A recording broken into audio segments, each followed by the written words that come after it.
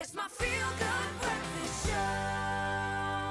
Your only feel-good breakfast show. This is Expresso. Thanks for joining us on 3. Now, we're talking about indigestion this morning. In fact, it's that time of the year. It's the holiday season. So loosen your belts and make sure that you pile up the food on your plate. Well, like Dr. Darren Green says, we shouldn't, because it causes heartburn and all kinds of things. Now, so far, we've had a few calls from you, 083-9133728, if you would like to give us a call again. But doctors, yeah, in fact, we've got a caller on our line already. Kitumetse, what's your question or comment to doctor? Hi, I have a question. I've been struggling with heartburn since February, actually, and I went to several doctors.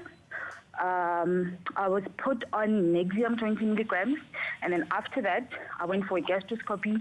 I think it was in September, and then they told me it was actually a hernia.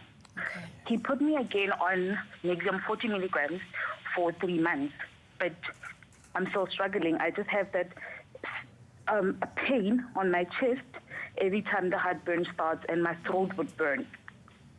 Thanks for sharing. We really appreciate it. Doctor, what do you have to say? I find a lot of us forget to give patients really practical advice. We're so into the investigations and blood work and so forth.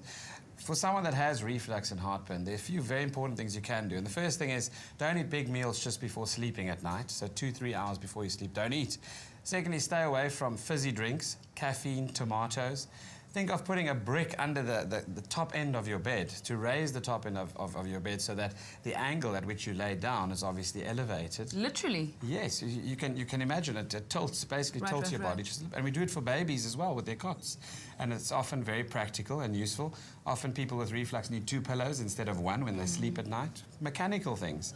And then obviously the type of foods that you need to look at. She's taking a medication, she is compliant, she's had the investigations. But a hernia, in this case, a hiatus hernia, is we have a weakness in the diaphragm, that muscular layer, and then you could have the stomach basically bulging through that weakness, and that's why you have such discomfort and pain after eating quite often. We've got another hernia question on the line. This one is from Zane. Zane, thanks so much for joining us this morning on Expresso. What's your question or comment to doctor?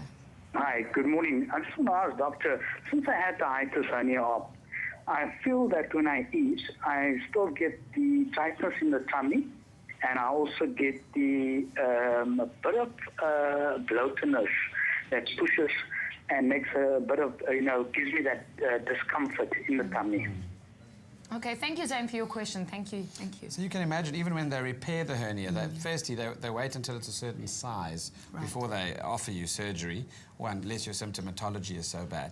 In his case, that feeling of tightness, certainly, if you can imagine that the space in which the stomach used to move has been reduced, you've tightened up the diaphragm, for example, and closed that site. And there's also scar tissue. Scar tissue is less pliable than normal muscle. So you can imagine then that he's going to feel a bit of restriction at times. But the reflux symptoms certainly haven't featured in his list of complaints after the op, which is quite useful. So I think smaller size meals for him would definitely help.